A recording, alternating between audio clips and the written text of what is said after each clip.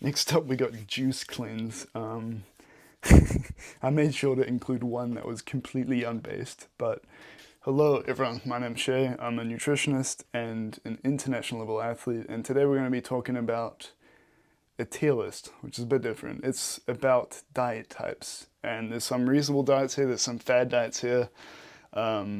So let's get into it. So this is a little bit tricky to grade, but I'm gonna give points to things that, have a specific goal, but also if ideally it has a wide range of applications, and doesn't just target one particular group. But if it does target the particular group and it does well at it, it sort of gets points too. It's complicated.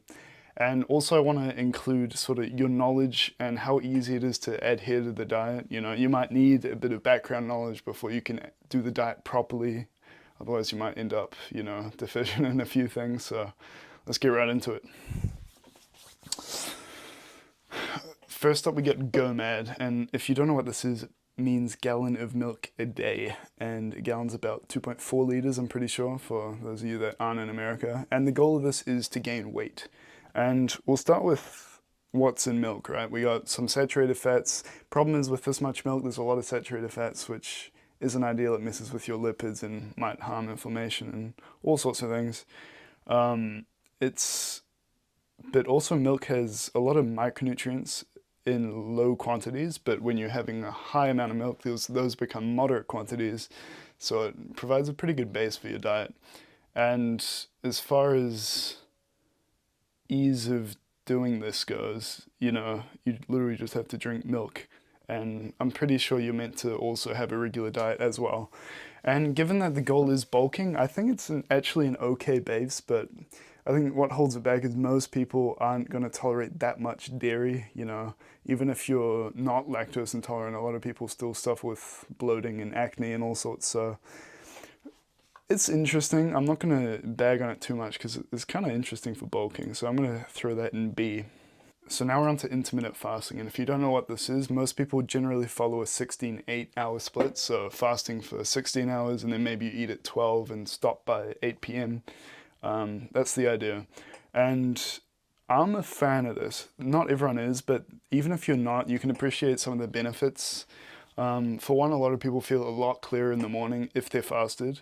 And for two, the scientific literature backs up a lot with helping with some of your blood pressure regulation and some of your lipid levels. It's also pretty convenient, and also you don't need that much knowledge to do it. You just need a clock, which I think most people have. So I'm going to throw this straight into S tier. Again, I'm a fan, but you don't have to do it. Although I don't know if it's all the utility is in weight loss or weight gain, because some would say if you're having fewer meals, you can eat more because your stomach gets stretched out. Some of the literature supports that, but it's also not ideal for bulking because your window of eating is a bit constricted. It can be done either way though. So yeah, I'll leave it there in S tier. Next up, we got the paleo diet. A lot of people will describe this as the whole foods diet. So basically you're allowed meats, your fruits, your vegetables, your nuts, some cooking oils, but you're not allowed most grains. You're not allowed, I don't think, any grains. You're not meant to have dairy either. And this is probably my favorite of the strict diets because although it is strict, you're not eating trash, right? All the foods you're eating are whole. They got micronutrients, usually fiber, usually antioxidants. It's just, good stuff. You're not eating trash. You're probably going to have much lower systemic inflammation, which is just going to make you feel better. I think some of the downsides, though, it can be a bit expensive and inconvenient. You might have to change your diet quite a bit. But it also wins points for not being too hard to follow. It's generally like a template for a good diet. So I think you can really get the most of it if you eat mostly paleo. I think if most people ate mostly paleo, they'd probably have a decent diet. So I'm gonna throw that in A tier. I think if you did like mostly paleo though, it sounds like an S tier diet to me.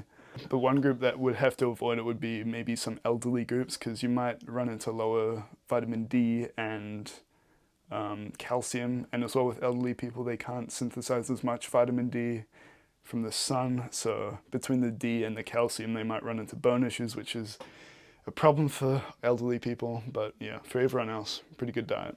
Next up, we got the ketogenic diet. So basically, this is no carbs, so just fat and protein. And I'm a little bit skeptical. There is some research, but as far as being an athlete or, you know, just a recreational athlete, maybe you just want to get in better shape, I don't think it's ideal. Yes, it can cause some acute weight loss, but from what I've seen, that seems to flatten out eventually. And you're also taxing your training just by not having enough carbs. You also might run into some deficiencies in your B vitamins and, you know, vitamin C as well. It's also very inconvenient. You pretty much have to change around your whole diet, and it makes, you know, eating out very difficult as well. So I'm going to throw that one straight into the C tier. Again, maybe if you're not, you know, very active, you could bump it up, but you know, as far as trying to be in better shape, it's just, yeah, it's not built for athletes. Next up, we got Juice Cleanse. I made sure to include one that was completely unbased, but basically this is just drinking fruit and vegetable juices for a certain amount of time. I'm not sure if they want you to do 1 or 2 weeks or whatever, or just a few days, but the premise is just to improve micronutrients and also just cleanse the body, which, yeah, they throw in all these sentences which don't really have any scientific basing. Like, if you want micronutrients, just have a normal balanced diet, maybe even paleo, right? And if you want to lose weight, then you're probably better off, if you want to do a crazy diet, then like a water fast. There's actually some literature to support that. And I'd imagine if you're having some juice, you'd actually end up hungrier than if you were just doing a water fast. So yeah, I think we know where this goes.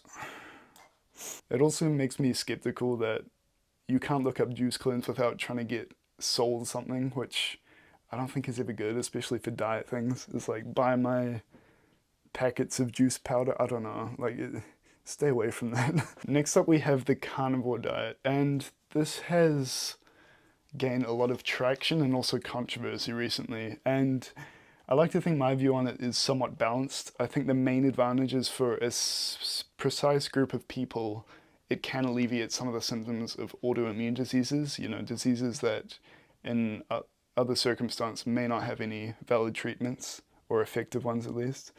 And for that, it's like, yeah, for that group of people, you would put that in S tier. So I'm going to factor that in, but also there are downsides. We don't know how much the high saturated fat content is going to affect health. It's a very new thing. There isn't too much literature on it at the moment. It's also inconvenient. It's expensive. You're probably going to have to eat organ meats. It's also no carb generally, which makes training a bit harder. So I don't want to put it too low because, of course, if it can cure otherwise incurable illnesses, then it's pretty fantastic. So I'm going to put it right in the middle in B tier. Next up, we have the vegan diet. So I'm sure most of you know this already, just no animal products, so meat or dairy or eggs or honey. It's one of the main downsides was it was quite inconvenient, but that's less so the case anymore because a lot of people are adhering to it. And on the surface, you think like, oh, great, whole grains, fruits, vegetables, but this diet doesn't restrict you from eating trash either, like very hyper-processed foods, because a lot of those foods are considered vegan. So it's, on a surface level, you think a lot of vegetables, but it's not always the case. Of course, there can be good and bad vegan diets, but I think one of the main things holding it back is you need a good amount of knowledge to do it properly, particularly if you're an athlete, because there's a lot of micronutrient deficiencies you might run into, so you need to make sure that you can alleviate them, like things like calcium and zinc are going to be tricky, perhaps iron, because plant sources generally aren't very bioavailable as far as iron goes. And as well, complete proteins are a little harder to find in the plant world. So you have to be sure that you're sort of stratifying your protein intake as far as adding multiple types of plant proteins so the amino acid profile can sort of spread out and balance itself out, which not everyone knows about. So there's just a lot of things you need to know, which I think holds it back a lot. So I'm going to throw that in C tier. Of course, if you can, if you can manage all those things, you'll probably feel pretty good. I'm not entirely against it, and most people seem to be quite polar about it. Same with the carnivore diet. Next up, I just wanted to include just a balanced diet, just a good diet. Maybe you follow like an 80-20 rule, like 80% just good food, 20% junk. Maybe you're even stricter than that, but just a normal diet that's good. You hit your macronutrients, your protein goals, you're having enough carbs before training, you're fueling properly, and you can eat exactly what you want and exactly what makes you feel good. So it's no surprise that that goes in S tier for me. Next up, we got vegetarian. I think vegetarian can be pretty good. It's a lot of the problems that I said about the vegan diet, the vegetarian diet alleviates. Of course, ethically as well, you're still not eating meat if that's what you were worried about. And the micronutrient deficiencies, like some of your calcium, of course, that's alleviated with dairy. It's also easier to get some of your complete and high protein sources that you would from dairy and eggs.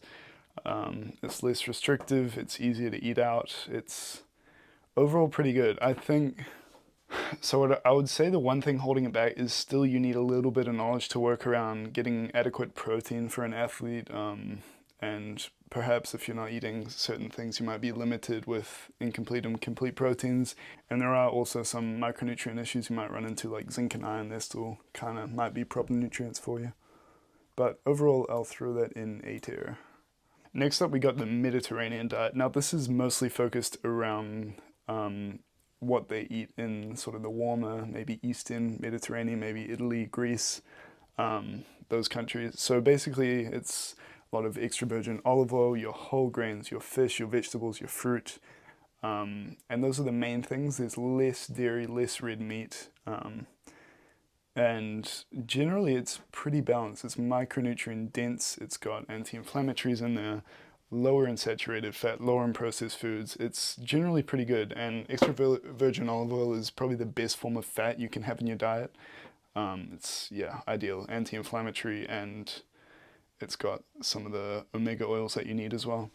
And as well, it's not overly restricted because it prioritizes these are the foods that you mostly eat and you have less of everything else. So it's not like a complete thing you have to adhere to. It's more so a template for a good diet. And for that reason, I'm throwing it in S tier. It also doesn't take too much knowledge to follow it. You just need to look at a chart and see what it's based on. So overall, pretty good. And that's the end of that. Let me know what you think about it. Let me know if you disagree with anything, because this is somewhat subjective. Of course, there's some science you can use for reasoning here, but you know, if you think, I don't know, keto is fantastic for you, then more power to you, right? And if fasting makes you feel terrible, yeah, you don't have to do it. So this is just my opinion, what I have based on everything that I know and the existing literature. So feel free to disagree or agree. Let me know what you think. And that's all for today. I'll see you next time.